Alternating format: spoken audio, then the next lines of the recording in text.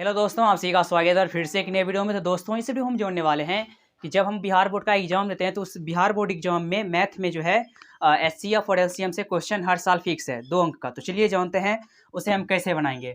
तो यहाँ पे हम सबसे पहले लिखते हैं मौसो और लौसो, इसे एचसीएफ और इसे एलसीएम। इसका जो लौसो है इसका पूरा नाम हो जाएगा लघुत्तम समावर्तक और मौसो का हो जाएगा महत्तम समावर्तक। अब इसे हम कैसे कैसे बनाएंगे उनके बारे में पहले जान लेते हैं इसका थ्योरी। मौसो का कंडीशन क्या होता है कि जो मिलेगा उसी को लिखेंगे, जो मिलेगा उसी को लिखेंगे, उसी को लिखेंगे। इसमें क्या लिखे मौसो में, ये जो है ये है मौसो का, यानी यहाँ पे लिख देते हैं एचसीएफ।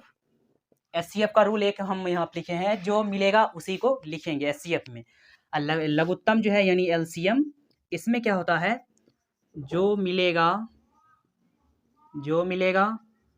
उसे भी लिखेंगे, उसे भी लिखेंगे, या फिर कह सकते हैं जो मिलेगा उसे भी लिखेंगे। यहाँ पे एक और इसका होता है जो नहीं मिलेगा उसे भी लिखेंगे, जो नहीं मिलेगा उसे भी लिखेंगे, उसे भी लिखेंगे।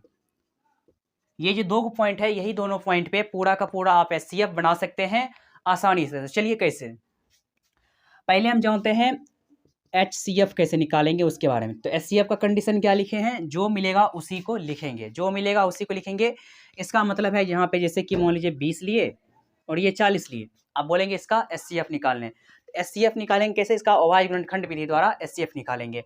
तो अभाज्य गुणनखंड पहले करेंगे 20 का, तो मान लीजिए ऐसे कि 2 से हो गया 10, 2 से ये 5, इस तरह से। जब 40 का करेंगे तो हो जाएगा यहाँ से 2 से ये हो गया 20, 2 से 10, 2 से ये 5, ऐसे। अब हमें करना क्या है, यहाँ पे हम साइड में लिख देंगे HCF बराबर जो पहले आया है इन सबको पहले लिख देंगे। यहाँ पे HCF लिखने से पहले 20 बराबर कितना कितना आया है, 2 गुना 2 गुना 5, इसको लिख देंगे। फिर 40 बराबर आया है 2 गुना 2 गुना 2 गुना 5, ऐसे लिख दिए। अब HCF में हमें करना क्या है, लिखेंगे HCF बराबर। अब यहीं पे HCF का रूल लागू होगा, जैसे यहाँ पे लिखे हैं जो मिलेगा उसी को लिखेंगे। इसमें जो मिलेगा उसी को, जैसे यहाँ पे ये 2 को 2 मिला तो 1 2 को बाहर कर देंगे, इसमें भी 2 को 2 मिला तो 1 2 को बाहर कर दिए, इसमें से 1 को 5 मिला तो 1 को 5 को भी बाहर कर दिए, यानी कि जो मिला उसी को लिखे। ये है कंडीशन HCF का। इसमें हम लिखेंगे 2 गुना 2 4, 4 पंचे 20, ये हो गया इसका आंसर। अब इसी तरह से अगर हम बनाना चाहेंगे तो हम एलसीएम का भी बना सकते हैं, सेम टू सेम कंडीशन। लिखेंगे एलसीएम से पहले लिखेंगे यहाँ पे 20 बराबर क्या क्या है, 2 गुना 2 गुना 5, एलसीएम का इस साइड में निकाल देते हैं। और इसके बाद 40 बराबर है 2 गुना 2 गुना 2 गुना 5, यहाँ लिखेंगे एलसीएम बराबर क्या हो जाएगा कि जो मिलेगा उसको पहले लिखेंगे, यहाँ पे लिखे हैं जो मिलेगा उसे भी लिखेंगे। तो ये 2 2 मिला तो 1 2 बाहर, फिर इसमें 2 2 मिला तो 1 2 बाहर, फिर इसमें से 1 5 मिला उसको भी बाहर। अब उसके बाद नीचे हम क्या लिखे हैं, जो नहीं मिलेगा उसे भी लिखेंगे। इसमें जो नहीं मिला वो है 2, इसको भी हम यहाँ पे लिख देंगे। यानी कहने का मतलब है एलसीएम में जो मिलेगा उसे भी लिखेंगे, जो नहीं मिलेगा उसे भी लिखेंगे। तो यहाँ पे अब हो जाएगा 2 गुना 2 4, 4 पंचे 20, 20 दूना 40, ये हो गया इसका आंसर। आप इस तरह से बोर्ड एग्जाम में बना सकते हैं पूरे शॉर्ट में, यानी कि 2 अंक का रहता ही है। तो आपको क्वेश्चन दिया हुआ रहेगा, मान लीजिए कह देगा कि 140 220, इसका एलसीएम निकाले या फिर एचसीएफ निकाले। अगर एलसीएम बोलेगा तो इस तरह से आप निकाल सकते हैं। यहाँ पे हम अभी और भी बहुत सारी चीज़ जानेंगे, तो चलिए जानते हैं।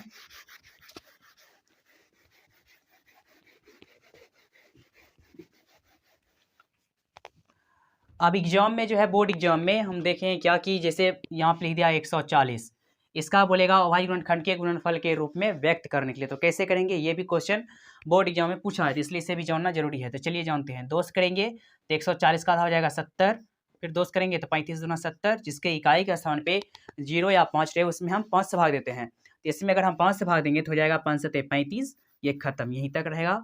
यहाँ लिखेंगे 140 बराबर 2 गुना 2 गुना 5 गुना 7। अब ये तो हो गया अभाज्य गुणनखंड।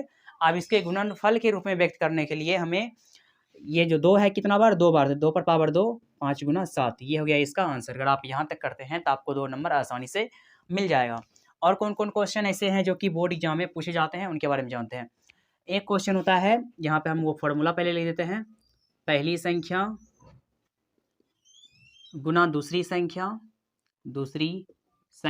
बराबर HCF गुना LCM, यानी पहली संख्या गुना दूसरी संख्या बराबर होता है HCF गुना LCM।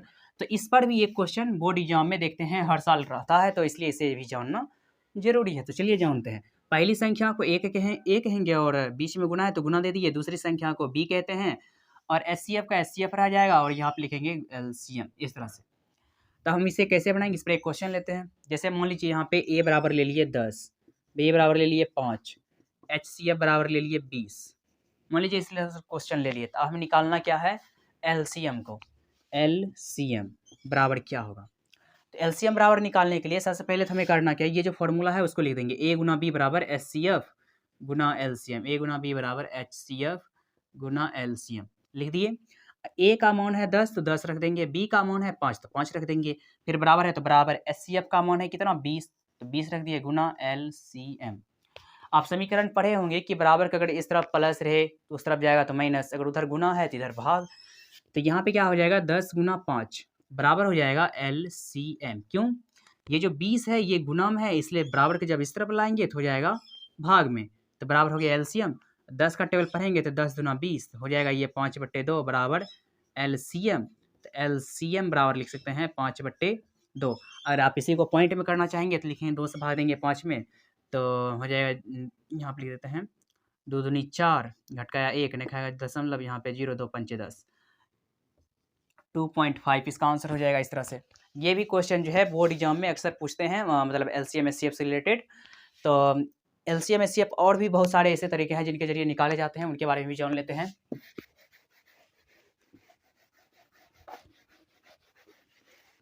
एक और तरीका है मौसो निकालने का, भाग विधि जिसको कहते हैं, भाग विधि।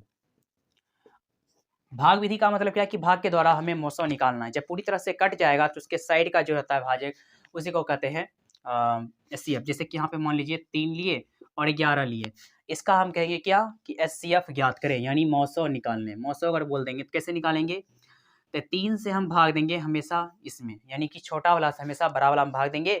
तो 3 का टेबल पढ़ेंगे 11 खोजेंगे तो हो जाएगा 3 तिया 9, तो घट के आएगा कितना, 9 में से 11 में से 3 9 घटाएंगे तो बचेगा 9, 10 से 11 यानी 2 आया। फिर इस 2 से भाग देंगे 3 में, 2 एकम 2, घट का आया 1, फिर 1 से भाग देंगे 2 में तो 1 दूना 2, यानी ये पूरी तरह से कट गया। जहाँ पे पूरी तरह से कट जाएगा यानी कि शेषफल जब 0 आ जाए, शेषफल इक्वल 0, तो उसका जो ये आगे का जो पार्ट है वही हो जाता है HCF। HCF बराबर लिखेंगे 1, ये हो गया इसका आंसर। अगर बात करें कि ऑब्जेक्टिव में कैसे HCF और LCM पूछता है उनके बारे में, तो चलिए जानते हैं। कहेगा कि 2 लगातार, ऐसे करके मान लीजिए क्वेश्चन रहेगा, 2 लगातार सम संख्याओं का HCF, सम संख्याओं का HCF ज्ञात करें। इस तरह का क्वेश्चन रहता है कि 2 लगातार सम संख्याओं का HCF ज्ञात कीजिए बोर्ड एग्जाम में। तो कैसे बनाएंगे, तो इसको बनाने के लिए करना क्या है, हमें 2 लगातार सम संख्या किसे कहते हैं, जिसमें 2 से पूरा भाग लगे उसे कहते हैं सम संख्या। तो सम संख्या लिखते हैं 2 4 6 8, इस तरह से लिखते हैं डॉट डॉट डॉट etc। तो सम संख्या ये हुआ। अब सम संख्या हम कह रहा है 2 लगातार सम संख्या, तो ये हुआ पहला, ये हुआ दूसरा।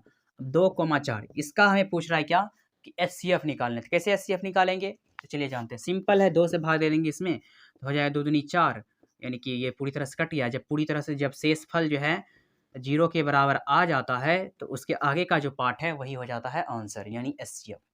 तो यहाँ पे लिखेंगे डायरेक्ट HCF बराबर 2, ये हो गया इसका आंसर। इस तरह से आप बना सकते हैं ऑब्जेक्टिव का। यहाँ पर अगर रहे कि 2 लगातार विषम संख्याओं का HCF क्या होगा, तो विषम संख्या 1 और 3 होता है, तो 1 से भाग देंगे 3 में तो 1 तिया 3, यानी ये भी कटा, तो इसके आगे का जो है वही हो जाएगा आंसर। अगर आपको यह वीडियो पसंद आया हो दोस्तों तो चैनल को भी सब्सक्राइब जरूर करें। मिलते हैं अगले वीडियो में।